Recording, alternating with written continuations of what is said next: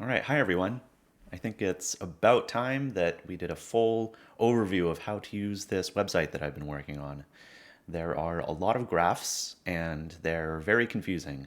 They certainly confused me when I was trying to build them, but I think everything's working well. Getting lots of really great feedback, lots of awesome graphs. So I thought I'd go over what these graphs actually mean, how to interpret them, go over some examples from my own recordings, and hope to give everyone a better idea how to get the most out of them. All right. So let's see. I think I should probably start all the way at the beginning, a proper intro. So everyone's using the Muse headband, right? That's the tech that we all prefer.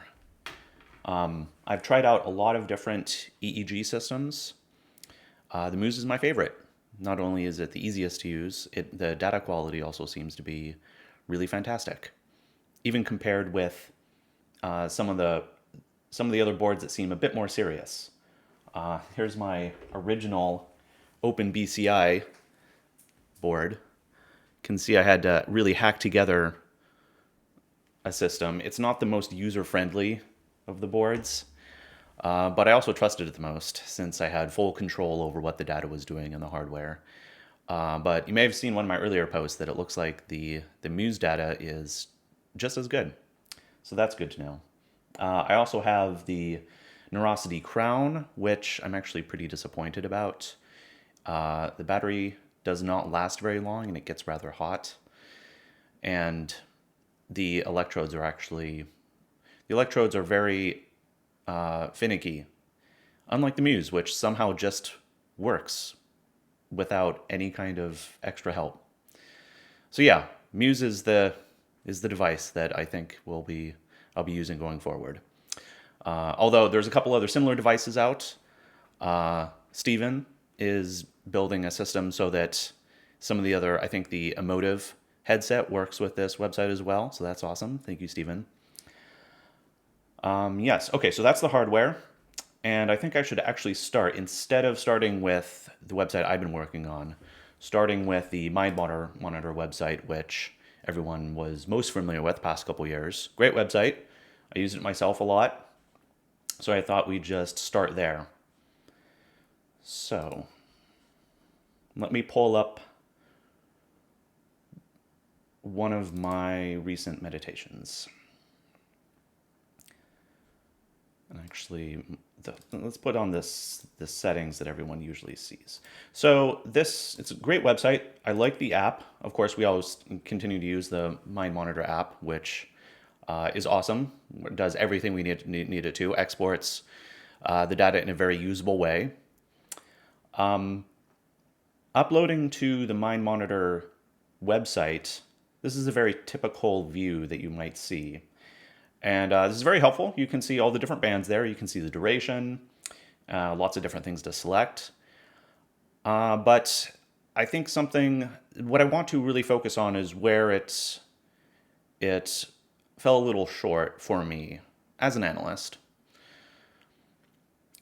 There doesn't appear to be much going on here, does there? I mean, just taking a glance at the data, everything is pretty flat. Maybe some little bumps here and there, but I'm not, like, taking a look at this, I'm not really gaining much at a glance, right?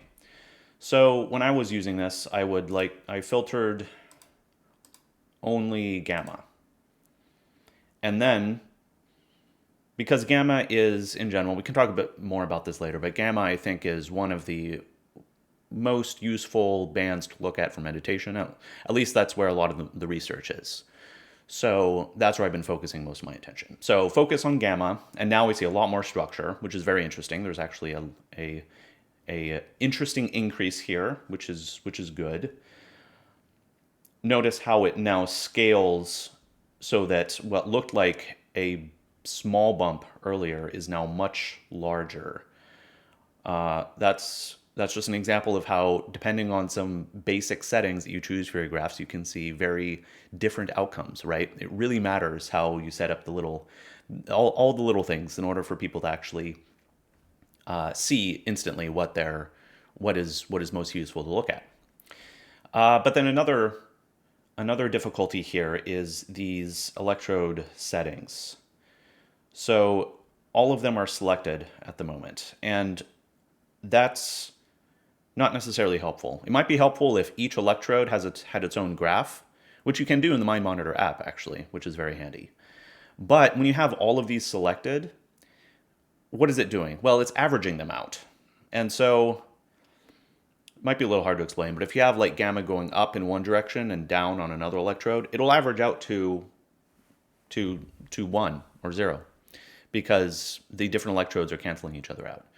So that's not particularly helpful. I choose to always select a particular band and then a particular channel. And now we're seeing a really, data that is actually really useful. So this is what I wanted to target immediately for making my own app. Something that you could really immediately drill down into what was most useful for getting insights from meditation. I think that's everything from this site. Notice down here that there's some, I guess it's, oh, here we go. So you can see there's some graphs here, some handy graphs, front versus back, left versus right. Looks like more or less balanced, left versus right, and then more back. There's more gamma energy in the back of the head versus the front. So these are good graphs, but it really made me wonder, like, well, this is great at a glance, but this is averaged over the entire time. I want to see these over time, if that makes sense. So this really inspired me to make some slightly more sophisticated graphs to be able to drill down deeper into this. But yes, great hints about where to go next from the site. I really appreciate the privacy policy, appreciate that everything happens in the browser instead of being sent to a server. I copied that for my own site because I think it is definitely the best policy. I think everyone's sick of their private data being harvested. That's no good. I like that it's free. I mean, you're just drawing graphs. There's no reason for this to be a paid product. And it does what it says, which is something that doesn't seem to be very common anymore these days. So I really like that, and I use those same principles for my site. Okay, so on to what I've created. Let's compare the same file. So I've updated it recently so that you can either load your own files or you can load my files. I have no problem putting these up myself. I think it's helpful to have some examples. By the way, if anyone wants to be included in this, feel free to message me. You can have your own. I thought it'd be cool to have a couple more people with name, one-word example of meditation style, even get some jhanas in there. Who knows? I think that would be cool. It'd be nice to have a small library of examples for others. Of course, this is very private data. I totally understand. I might get one of my other friends to participate. Anyway, so this is the same file, and you'll immediately notice that this same shape has appeared, which is a good sign. I mean, both of these tools, if you select the same settings, should show the same thing, right? That's a very important validation. It gives you a confidence that what you're seeing is actually reliable. Let's talk about the differences in what these graphs look like. I think the biggest thing that really stands out is that there's this other messy line going on here. So what's that about?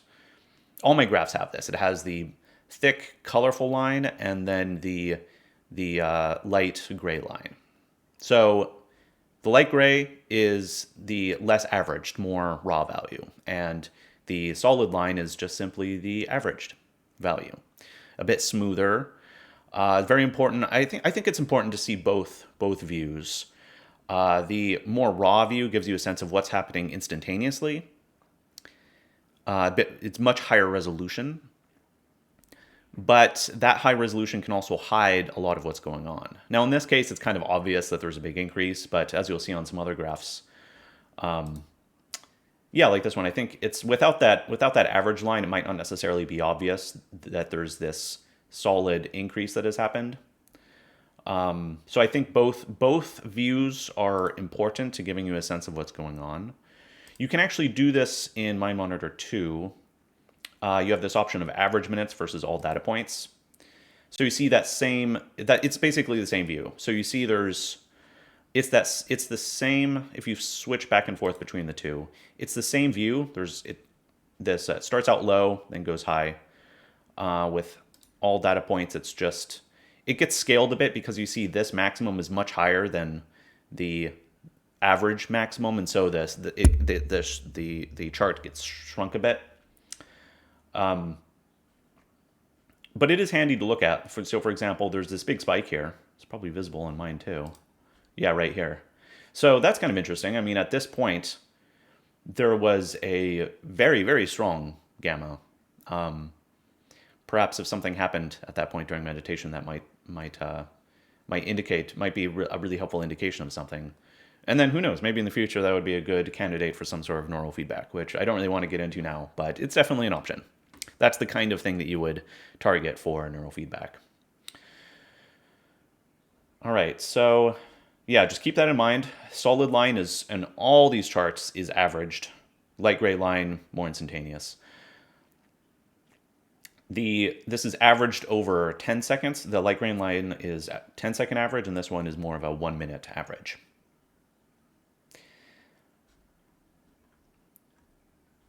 What else to show here? This shows the band, and then these show what electrodes are being used. I think we should explain that next. So let's look at the Muse. So here's the headset. You can see the electrodes on the inside here. The middle one is actually a ground to keep the signal quality good, but then along the side, let's see, what have we got here? Pretty sure, so there's an electrode here, and then this ear band is one large electrode. So this is the AF electrode, and this is the TP, temporal parietal. Okay, so let's look at this view slightly differently. Let's see here. I probably should have started with this actually. Let's choose the absolute. There's 3 options here. Let's choose the absolute option, which is very similar to what Mind Monitor shows. But it shows 2 channels at the same time. So with Mind Monitor, we can only look at one channel at a time, but you can flip-flop between them. So here's TP9 and here's TP10. You can sort of flip-flop between them. It's a bit awkward though. So here I've put them on the same chart. So red is TP10, blue TP9. You can see the location of where those electrodes generally are. We can talk a bit more about actual location, but in general, TP10 is the back right. It's more like on the side, but it's a bit farther in the back. Back right, blue, TP9 on the left. And so putting them both on the same chart, I think, is very helpful because it allows you to immediately see the difference between your left and right hemispheres. I think that's especially important. This is the main difference between my charts and Mind Monitor. It is actually the big thing that I wanted to look at that I didn't think Mind Monitor was particularly helpful with, and that is comparing 2 electrodes, or more importantly, 2 hemispheres. So to make a long story short, our brain has 2 hemispheres that have different ways of different modes of experiencing reality. It's a rather big subject. I highly recommend checking out Ian McGilchrist. He has a lot of videos on YouTube going into this, and he just has a book out, The Matter with Things, which goes into great detail. I find him very trustworthy on this subject, and his work goes very deep into all the available science about hemisphere differences. slowly helping the reader to understand the different perspectives that each hemisphere has on reality. And one of the big takeaways is that the right hemisphere is more in contact with reality. It has its own limitations, but it has a more expansive, more holistic experience of reality, while our left is a lot more targeted, which is good in its own way, but the left tends to get lost in its own fantasies. And it turns out that all the descriptions of these left versus right differences maps out rather perfectly onto spiritual traditions. So well that it might even be fair to say that one of the main purposes of spiritual traditions is to get us out of a predominantly left brain experience of the world and to help us regain a primarily right brain experience of the world. And that's borne out by looking at studies of expert meditators or even people who have only been meditating for a while. There's noticeable increase in right brain power, especially with gamma. So that's why I wanted to focus on it, and that's why I was especially curious to look at left versus right difference instead of just one electrode at a time, taking one electrode from each hemisphere and comparing them.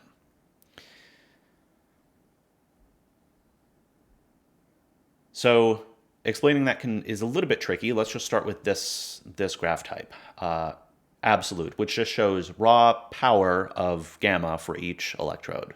Very simple. Just however strong each electrode, how strong the gamma is on each electrode. And I've chosen this particular file because it was after I had some really good momentum built up from meditating. I'm a couple sessions in at this point, and it's to the point where there's a noticeable difference here. So you'll see the TP10, or the right hemisphere power, has dramatically increased. It started off very similar to TP9 to the left hemisphere. They're rather in line here, but then right hemisphere sort of goes off on its own adventure, it seems, which tracks perfectly well to what the meditation felt like. The session started off very basic, just simple mindfulness, and then as the momentum got going and the sense of expansiveness that I find characteristic of the particular insight meditation that I do, once that got going, sure enough, the right brain power showed much more, noticeably more information, consistent over the rest of the meditation.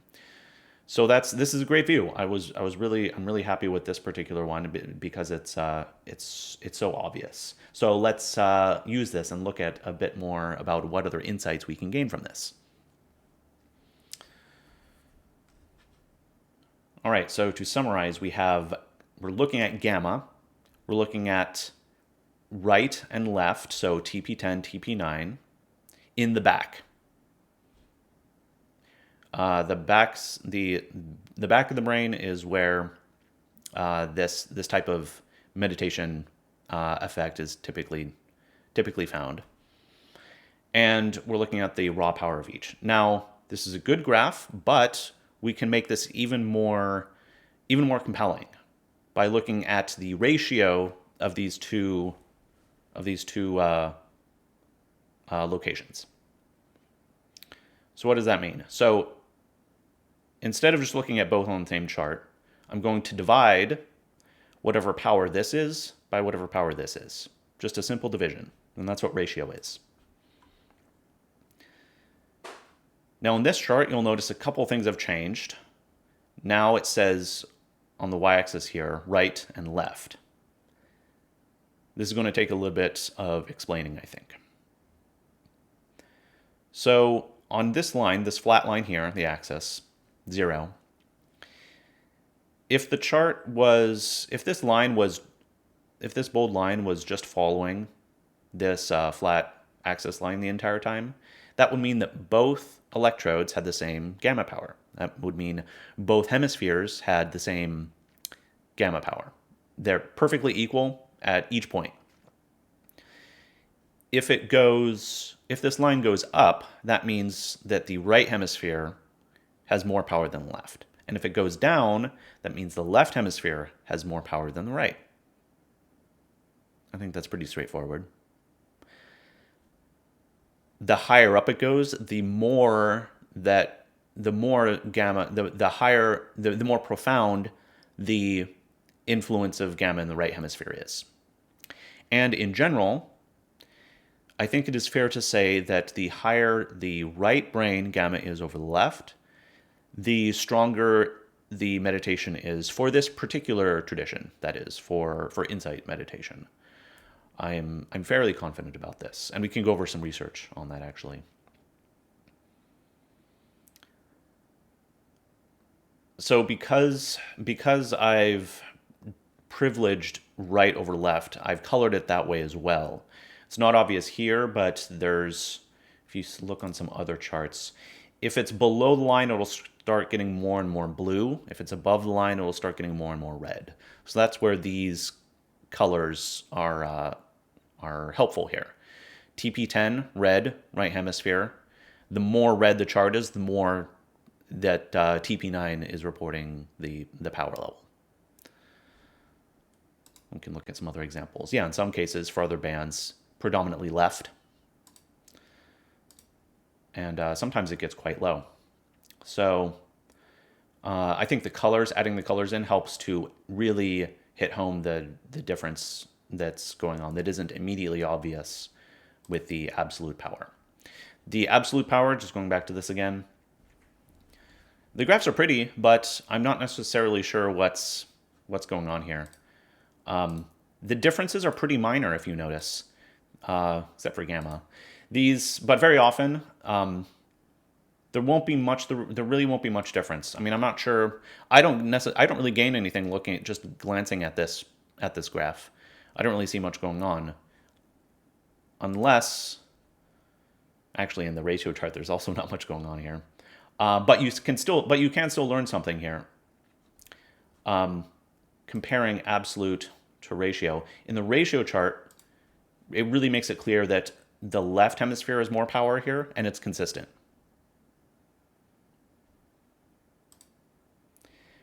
If we're looking at absolute for delta, I don't necessarily see much going on here. Nothing really stands out. But in the ratio chart, suddenly this becomes very noticeable. Something has happened here. This is significant for meditation, possibly. I'm still not sure exactly what the role of delta is. But something has definitely happened here, right? This stands out to me. And the coloring really highlights that something has happened here. Just looking at the absolute graphs, that doesn't pop out. You can see where that's happening here, because you see how finally, for the first time, red is a little bit over blue there. It isn't on the rest of the chart, it's below, but on that particular span. So you can get the same information from each chart. It's just that in this chart, that does not stand out to me. I would not immediately notice that. It's not very visible. Doesn't seem particularly significant. I think I'd probably just ignore that. But in the ratio chart, it totally stands out.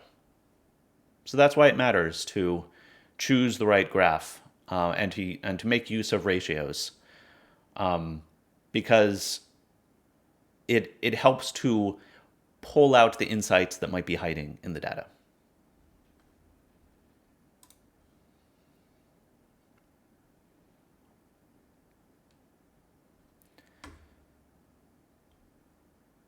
Let's look at some of the other positions we have here. I'm just going to focus on gamma, since that's my particular interest. So we have these four options here: right versus left, and back versus front. I like back. So when you first load files, it'll start out with these settings: gamma, back, ratio, because that's what I see as the most useful for pulling out the most important insights for meditation, at least for my tradition. It might be cool to have different presets for different meditation types once we get familiar with what those actually look like. How cool would that be? So looking at some of these other options, let's choose front. So it's the same chart, Same graph type. We're comparing right hemisphere and left hemisphere, but now we're doing it on the front of the brain, AF8 and AF7. And here, interestingly, it looks like, in general, the left hemisphere is dominant. Now, that doesn't really surprise me because from everything that I've seen, the gamma that is affected by meditation happens on the backside of the brain. But I'm looking at some of your other charts from other people here. It looks like the front of the brain is significant in its own way for different methods. Let's take a quick look at the absolute charts here.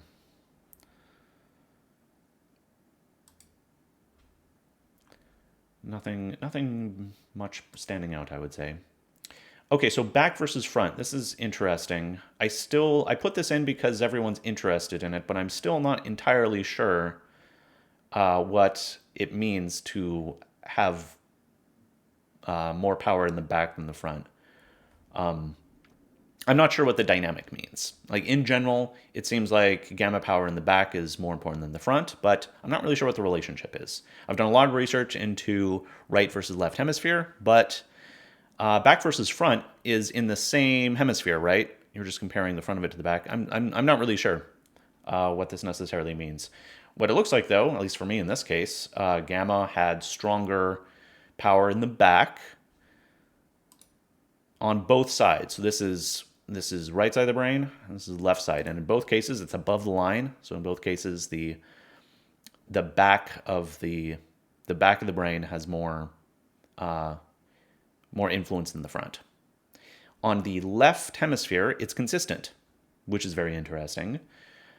It seems like whatever meditation I was doing was not really influencing the front versus the back on the left hemisphere, right? But looking on the right, it had a huge effect. Now, this is very interesting. It looks like it's this identical graph to what we were looking at before, right? That looks very similar. But this is actually saying something very different, isn't it? Because this says the meditation caused a much stronger gamma power on the right hemisphere.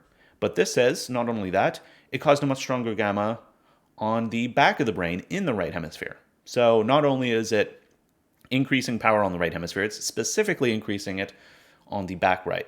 So that's very interesting. And it happened at exactly the same time, right? And sort of this, more or less the same magnitude. So I find that extremely interesting. So in my case, for my particular brain, for my particular practice, it really does seem like this particular part is by far the most useful to look for indications of meditation there.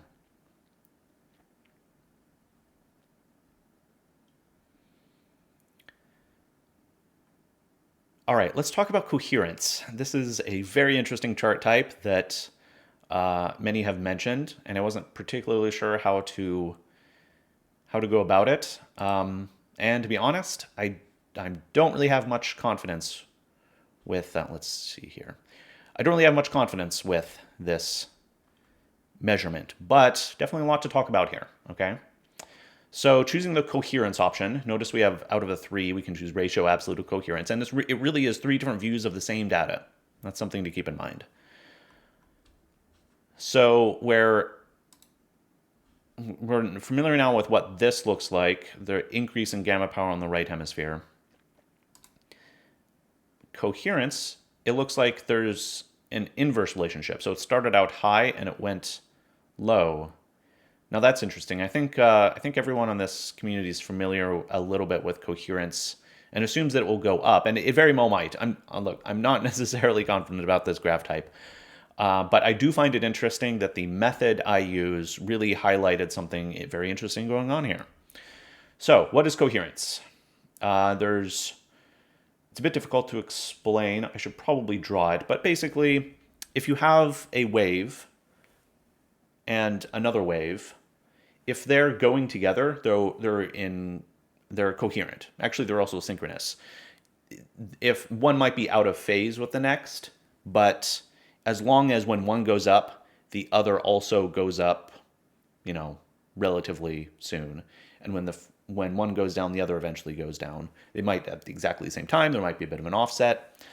But if one, basically it's how much is one signal influencing another. And if the influence is really tight, if that is the only influence that matters, then the coherence will be high. Meaning that there's nothing else that's affecting the signal. So saying this a different way, if we're looking at gamma power on the back between left and right, coherence means that the left and right hemisphere in the back are in tune with each other. Okay? That if gamma power on the right hemisphere goes up, then gamma power on the left hemisphere will go up. And that they would predict each other. So there isn't any other factor going on that's specific to one hemisphere or another. They're, I guess you could say, talking with each other, coordinating, something. They're communicating, which seems like a good thing, right? I think more coherence, different parts of the brain communicating with each other. That seems like a good thing. What's interesting is that the graphs that I show, the way that I'm graphing it, it looks like in this particular meditation session, it actually went way down, which, I mean, to be honest, that makes sense. Because if you look at some of these other charts, for example, you see how here that looks like they're following each other pretty well, but then the gamma power on the right hemisphere sort of goes on its own adventure. That immediately suggests to me that maybe the right and left are not really talking to each other. Especially see that big peak there. There's no similar peak here. I'm not seeing a lot. If they were coherent, the gray lines would probably look rather similar. One would go up, the other one would go up. One would go down, the other would go down. So it makes sense that from a coherence view, it starts out high and then it goes low because the two hemispheres are a bit divergent. Hey, it's possible for the highly right-brained practice that I'm doing that it really does give the right hemisphere a privileged say over what the experience is like. That's entirely possible. Low coherence might actually be significant. Although, for the sake of being consistent, let's look at a couple different meditation types. So this is just basic mindfulness that I do at the beginning of a meditation session. And here the coherence is going up, which is what you would expect from research. And so that's interesting. It looks like mindfulness in general makes the right and left hemisphere more coherent. Maybe it's just the particular odd practice that I do that lowers the coherence, which is it's a bit of a specialized situation, I think you could say. Let's take a look at the other options we have here. So here's absolute. That's interesting. See a lot of left brain power there. Yeah, there's a lot going on here. The early in a meditation, the left brain still has a lot of say. A lot of it's still predominant in many ways. So see this big dip here. That means that the left hemisphere, TP9, is very predominant at this point. But as the meditation progresses, it evens out a little more. And it just so happens that at this point, what is that, 5-minute mark? The left brain is gaining more power at that point, at this 5-minute mark, but coherence is steadily going up, nevertheless.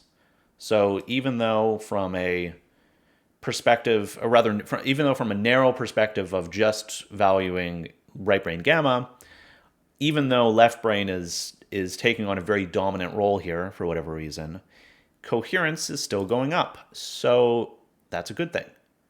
So I think this is a good lesson that it doesn't necessarily matter.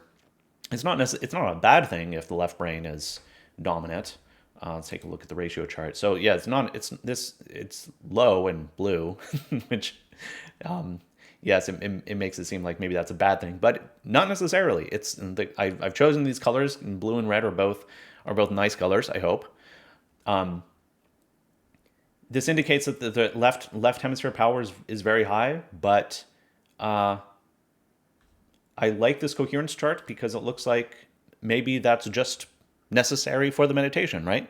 Maybe we do need left and right hemispheres in our lives.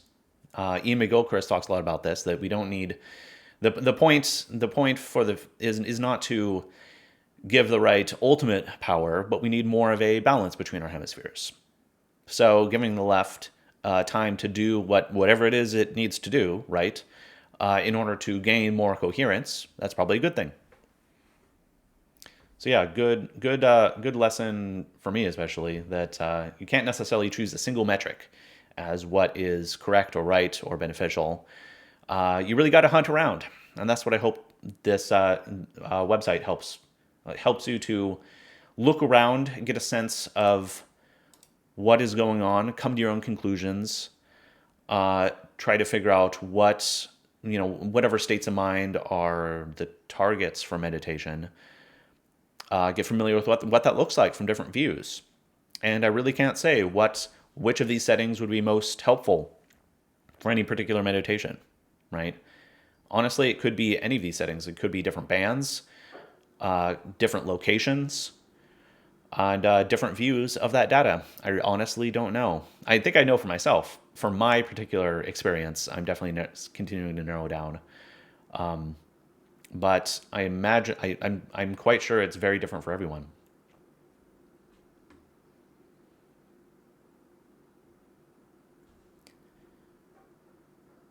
Okay, let's talk about position. This is, I think, the coolest charts that I've been working on. I like this, and this is starting to be my preferred perspective. Now, this is a bit crazy. What on earth is going on here, right? Think of it this way. You're looking top down onto the brain, onto the head. All right, so that's there. I could draw a little nose here and maybe ears here. I'm not sure how goofy to get with that. Just to make it really clear, you're looking at top down on your brain. Although I have to admit, it's not like an MRI machine where you can get a very specific location of where brain signals are happening. Right? I don't want to give anyone that impression that this is like targeting specific locations in your physical brain, right? Instead, this is, but it's in general, taken with a big grain of salt. Yeah, sort of. It basically shows you what side of your brain is most active. So in this case, it looks like front left is strongest for the entire time. Okay. And it looks a bit messy, and that's because things tend to wander. So actually, I'm going to use my insight graph because it's a bit more obvious. So start and end. Instead of having a chart where you start off where there's an x-axis of time, right? I want to include time here, so the red dot is where you start out at the beginning, and then it moves over time. This is like the x-axis. I could even animate it, right? So the dot would start here, move around, and eventually end up here. That's the path it takes. And again, just like in all my charts, the dark black line is the averaged, and the light gray line is the more raw value. And you can really see here that the raw value is a bit too much chaos going on there. It's really hard to see what's happening. Although it's interesting to see where the mind is wandering at each of these points. So that's helpful. But the dark black line is what I think is really the most useful here, because it really shows you the general path that gamma is taking here. So it's interesting, right? It's a fascinating graph type. There's more to explain here, but I think I want to show you the actual research that this is from, because I didn't just invent this. It does seem a bit crazy, but there is meaning to this madness.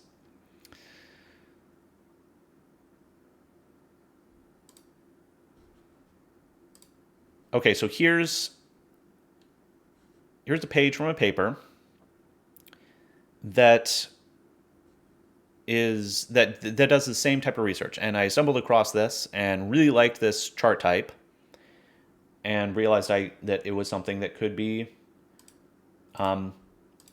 replicated. So let's zoom in a bit here. You'll notice that this view here is the same view that my chart is showing you. Top view. They explain here a bit. Let's see.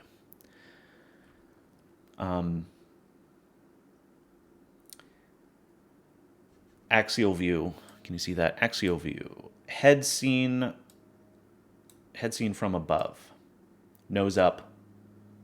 Left ear, right ear, anterior, posterior. So left, L, right, and then A and P, so anterior, front, posterior, back.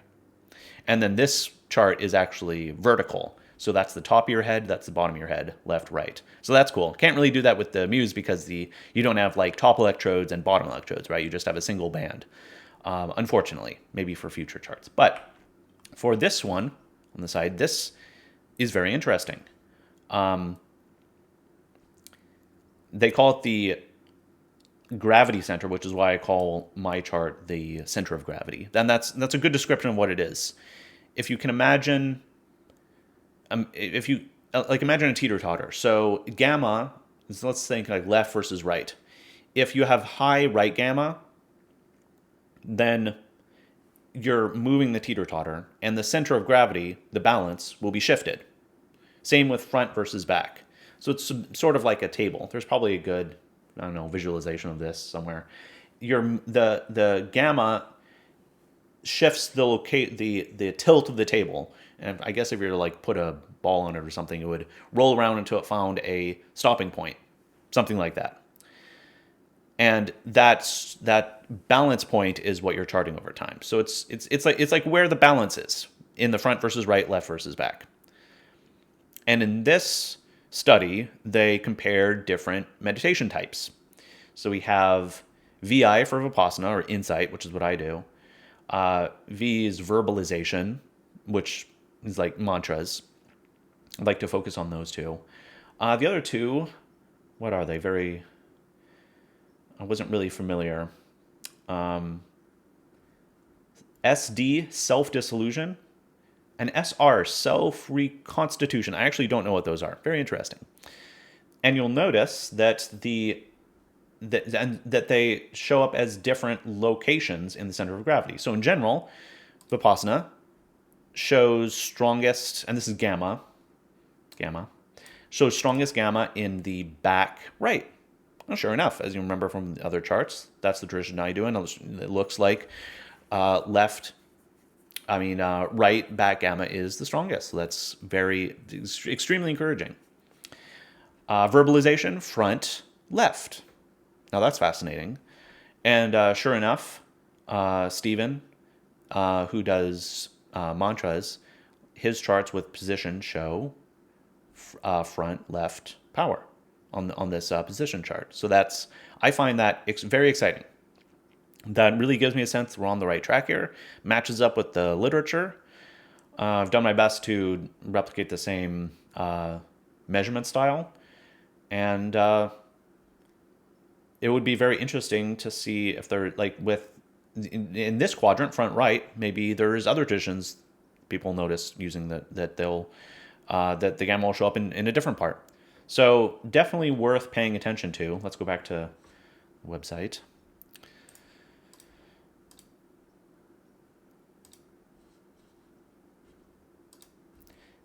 Definitely worth paying attention to here. This is becoming my favorite chart type. I think this might be most helpful.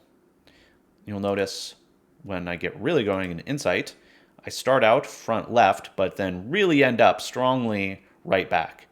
And it gets Really, so whatever I do really targets this particular spot.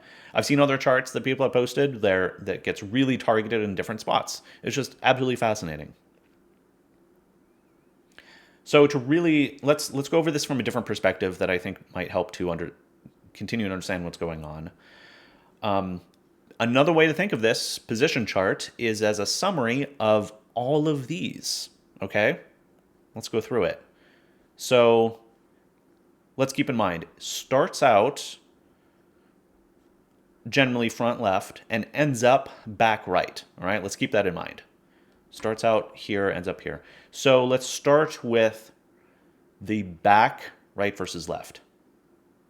Right? We start out not much right back power. And we end up with more right power, with right back power. That makes sense, right? Start out with low right back power, end up with high right back power. Go back to here. We start out with low right back power and end up with much stronger. So that's one so this is just another view of that. But not just of this one.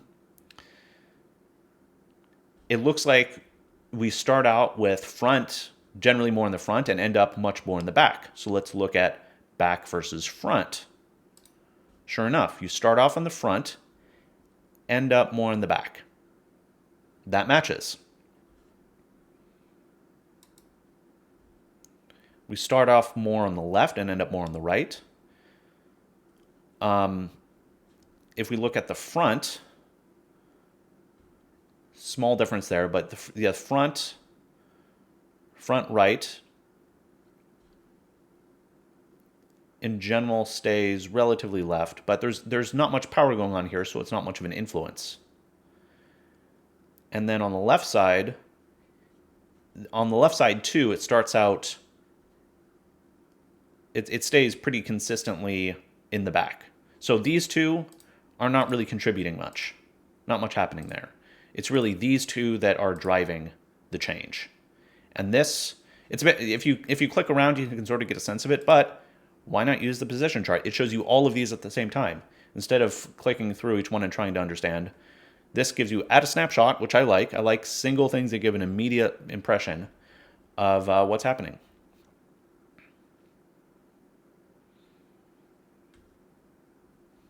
So just for fun, let's look at, I have a not meditating. I think it's good to use the muse to record yourself when you're not actually meditating. It's good to have a baseline, right? Be a good scientist.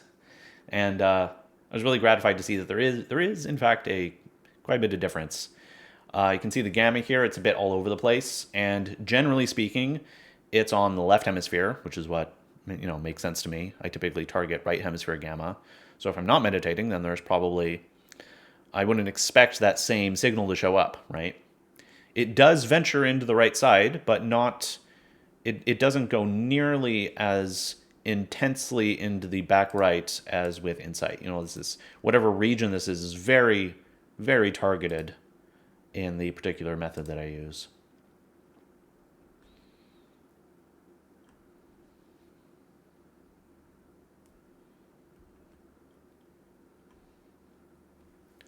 All right, I think that's everything for now.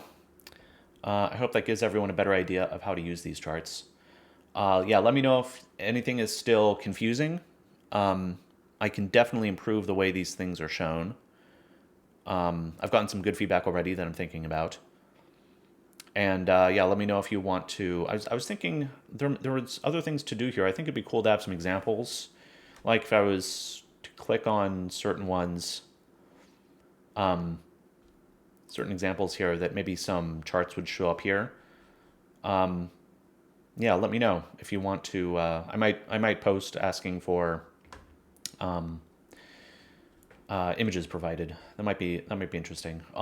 Perfectly happy to just use mine here, and I'll continue filling this out with other examples if I find some good ones. Oh, I guess I should mention. Let's see, alpha and these two options. So this is also from research. I don't really have the papers on hand to show you, but it turns out alpha versus theta, gamma versus theta, these are also active research topics. So you can track you can compare with the papers yourself based on what your results look like. This is not meditating. That's why it's not interesting. Look for a good one here.